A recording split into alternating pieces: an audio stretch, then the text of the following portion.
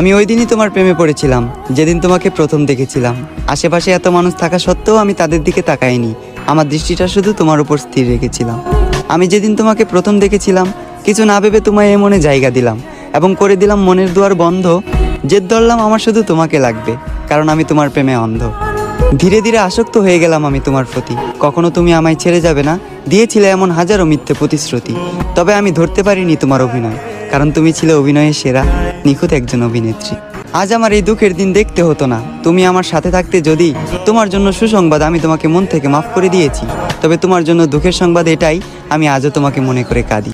একদিন তোমাকেও যেতে হবে কবরে, দাঁড় করানো হবে হাসরে। একদিন তোমাকেও দিতে হবে হাজারো প্রশ্নের উত্তর পারি। সেদিন যদি আমার নিষ্পাপ চোখের পানি প্রশ্ন হয়ে দাঁড়ায়, তোমার সকল পুণ্যের কাজ যাবে বৃথা, তোমার পাপের পাল্লাটা হবে ভারী। আমাকে তো তুমি মনে রাখলে না, অন্তত শেষ দিনের শেষ বিচারের কথা তুমি স্মরণে রেখো, প্রিয় শখের নারী।